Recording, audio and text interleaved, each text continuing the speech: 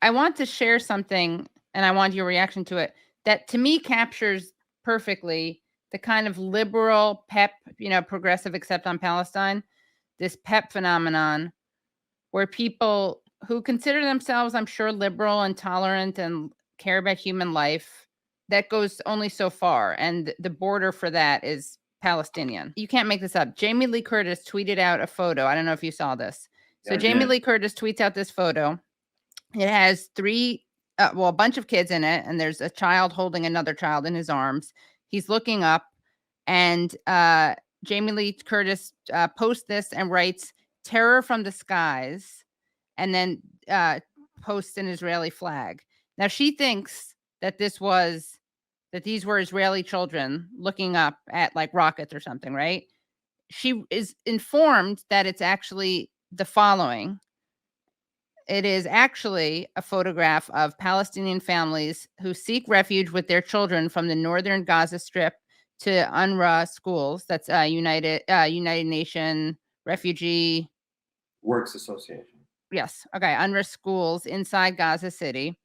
Children are afraid of the sound of bombing who hear it during their presence due to the events on the Strip's borders. So what does Jamie Lee Curtis do after she tweets this out, thinking they're Israeli children? She deletes it. Right. Because children have humanity if they're Israeli. Right. And they're afraid of rockets. But if they're Palestinians looking up in fear, I mean, she didn't even do a both sidesing of it. She couldn't even say something kind of that like took it out of that, like a false equivalence. She couldn't even do that. She had to just literally delete it. I mean, and you can even see in the terms that the way people talk about it, right?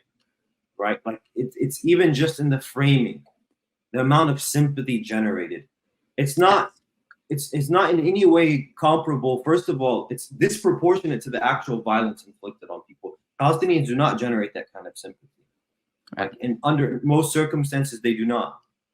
Okay? And so what does that tell you? What does that tell me, living You're here? Worthless. That I'm worthless. Yeah, it does. It really does communicate that to me and to my family and to my friends, right?